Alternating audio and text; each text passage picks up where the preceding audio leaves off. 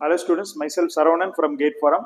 In the video, new recruitment of IBPS, Institute of Banking Personal Selection Specialist Officer post வந்து நம்ம பார்க்குறோம். நீங்கள் கேட்கலாம் இந்த கேட் யூடியூப் சேனலில் கேட் ஃபாரம் யூடியூப் சேனல் இது எப்படி வருதுன்னு சொல்லிட்டு ஆக்சுவலாக இது கேட் ரிலவெண்ட்டாக இருக்கிறதுனால இந்த யூடியூப் சேனலில் வருது.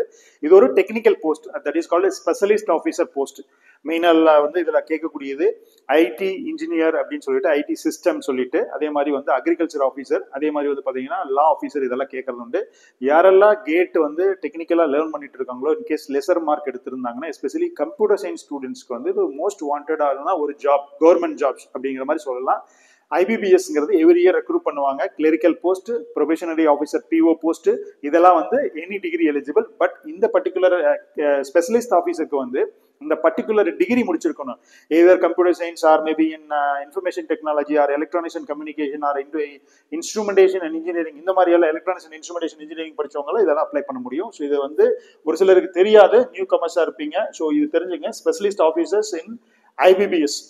ஐபிபிஎஸ்ங்கிறது வேற ஒண்ணு கிடையாது, institute of banking personnel selection அப்படின்னு சொல்லிட்டு ஒரு nodal organisation, like UPSC SSC மாதிரியான ஒரு ஆர்கனைசேஷன்.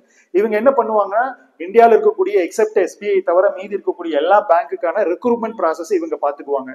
ஸோ என்ன வேகன்சிஸ்ன்னு நம்ம கலெக்ட் பண்ணிட்டு followed by they use to conduct preliminary and main interview, அப்புறம் கரஸ்பாண்டிங் பேங்க்ஸுக்கு ஃபார்வர்ட் பண்ணுவாங்க. ஸோ இதுல வந்து IT officer, agriculture field officer, law officer, அது தவிர நிறைய இருக்கு.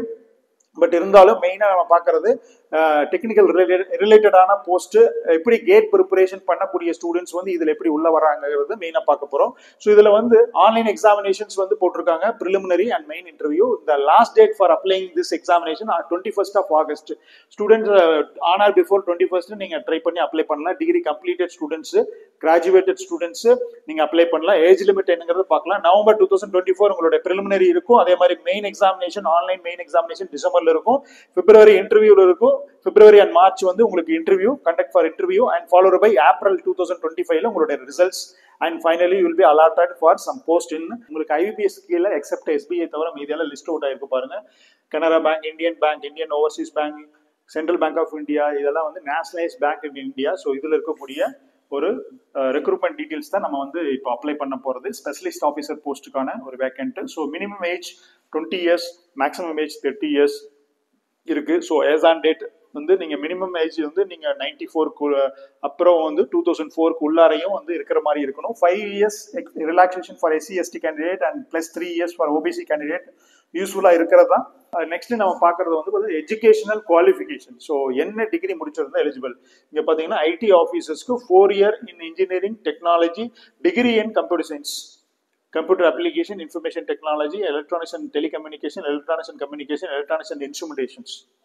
In the students plus either UG degree or even PG degree also students are eligible அப்படின்னு போட்டிருக்காங்க. So minimum age maximum age கொடுத்துருக்காங்க. ஸோ இது மாதிரியே வந்து பார்த்தீங்கன்னா உங்களுக்கு அக்ரிகல்ச்சர் ஆஃபீஸர்ஸ்க்கும் அதே மாதிரி தான். அதில் agriculture officer not only graduated from agriculture, biotechnology, food technology ரிலேட்டடாகவும் இருக்கு. ஸோ இன்கேஸ் நீங்க biotechnology, food technology GATE prepare பண்ணியிருந்தீங்கன்னா இதுலயும் வந்து நீங்க ஈஸியாக உள்ள போட முடியும். லா ஆஃபீஸர் அதே மாதிரி தான். ஸோ நெக்ஸ்ட் நம்ம பார்க்கறது வந்து பார்த்தீங்கன்னா உங்களுக்கான ப்ரிலிமினரி சிலபஸ் என்ன சார், ப்ரிலிம் என்ன சிலபஸ், மெயின்ஸ் என்ன சிலபஸ் அப்படின்னு கேட்டீங்கன்னா, ப்ரிலிம்ஸ் ஒன்றும் இல்லை, பிஓனுடைய ப்ரிலிமினரி எக்ஸாம்ஸ் மாதிரி உங்களுடைய English language, reasoning, quantitative aptitude. ரிப்பீட்டடா நம்ம சொல்றது என்னன்னா, யாரெல்லாம் பேங்க் எக்ஸாம் ட்ரை பண்ணலாம்னு நம்ம சொன்னோம்னா, மேக்ஸ், இங்கிலீஷ் நல்லா பண்றவங்க. இங்க ஜிகேக்கு அவ்வளவு இம்பார்ட்டன்ஸ் கிடையாது in case of you are going for banking related examinations. So அதனால கொஞ்சம் கரண்ட் அஃபேர்ஸ் அது மாதிரி எக்கனாமிக்ஸ் சம்பந்தமா கொஞ்சம் தெரிஞ்சிருந்தா போது. ஸோ தட் உங்களுடைய preliminary exam related to English, reasoning, quantitative aptitude is about total number of 2 hours session. So each questions 50 அப்படிங்கிற மாதிரி இருக்கு. மேக்ஸிமம் மார்க்ஸ் அலோகேஷன் வந்து பாத்தீங்கன்னா 50 marks எக்ஸப்ட் இங்கிலீஷை தவிர மீதி எல்லாம் 50 வருது. இதுல இண்டிவிஜுவலா டைம் கொடுத்துருக்காங்க 40 minutes. ஸோ டைம் வந்து ஒவ்வொரு செக்ஷனை நீங்க க்ளோஸ் பண்ணிட்டே வரணும். இண்டிவிஜுவல் கட் ஆஃபை கிராஸ் பண்ணணும், ஓவரால் கட் ஆஃபை கிராஸ் பண்ணணும். So individual cut of in the sense நீங்க 25 marks இங்கிலீஷ்ல எவ்வளவு கட் ஆஃப் எடுக்கணும், அது எக்ஸாம் முடிஞ்சு ரிசல்ட் டிக்ளேர் பண்ணல தான் உங்களுக்கு தெரியும் எவ்வளவு கட் ஆஃப் எடுக்கணும் அப்படிங்கிறது. ஏன்னா மற்ற ஸ்டூடெண்ட்ஸ் எப்படி பண்ணிருக்காங்களோ, எவ்வளவு ஸ்டூடெண்ட் ஷார்ட் லிஸ்ட் பண்ணலாம் அப்படின்னு நினைக்கிறாங்களோ அதுக்கு தகுந்த மாதிரி. இதுல ஓவரால் கட் ஆஃப் வந்து 125 marksக்கு வந்து நீங்க எவ்வளவு எடுக்கணும் அப்படின்னு சொல்லிட்டு இருக்கு. ஸோ இது ப்ரிலிம் பொறுத்த அளவுல individual cut off, overall cut off. அதே மாதிரி வந்து பாத்தீங்கன்னா இது குவாலிஃபைங் பேப்பர் தான் ப்ரிலிமினரி பொறுத்த அளவுல. நெக்ஸ்ட் ஃபாலோட் பை உங்களுக்கு ப்ரொஃபஷனல் லாங்குவேஜ். ஸோ இங்க தான் வந்து GATE preparation, how it helps for your the banking specialist officer job அப்படின்னு வந்து பார்த்தீங்கன்னா பேங்கிங்கில் ப்ரொஃபஷனல் நாலேஜ் வந்து 60 கொஸ்டின் 60 மார்க்ஸ்க்கு கேட்குறாங்க. ஸோ இன்கேஸ் நீங்கள் கம்ப்யூட்டர் சயின்ஸ் படிச்சிருந்தீங்கன்னா, கம்ப்யூட்டர் சயின்ஸ் கேட் படிச்சிருந்தீங்கன்னா, அதில் ஈவன் குறைவான மார்க் எடுத்திருந்தா கூட இந்த இதில் பண்ண முடியும். ஏன்னா பேங்கிங் ஸ்பெஷலிஸ்ட் ஆஃபீஸர்ஸில் டெக்னிக்கல் ரிலேட்டட் ஜாப்ஸ் வந்து பார்த்தீங்கன்னா உங்களுக்கு மெயினாக வந்து கேட் புக்ஸ்ல இருந்து எடுக்கிறாங்க. இதனுடைய சிலபஸ் என்ன அப்படின்னு வந்து பார்த்தீங்கன்னா, கொஸ்டின்ஸ் வந்து இங்கிலீஷ் அண்ட் ஹிந்தியில் இருக்கும். நம்பர் ஆஃப் கொஸ்டின் 60 இருக்கு, மேக்ஸிமம் மார்க் 60 இருக்கு, 45 மினிட்ஸ் டியூரேஷன். இதனுடைய சிலபஸ் வந்து பார்த்தீங்கன்னா programming, same GATE syllabus for computer science, programming, data structure algorithm, database management system, computer network, and then followed by operating system, architectures. இதுதான் மெயினாக உங்களுடைய syllabus. Computer network, architecture, organisations, இந்த மாதிரி main syllabus தான் உங்களுடைய சிலபஸாக இருக்கிறது.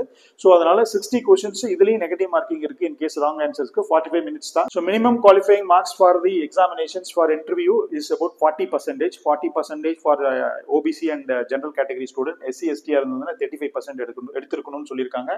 அதே மாதிரி final selection is based on your main examination and then followed by interview.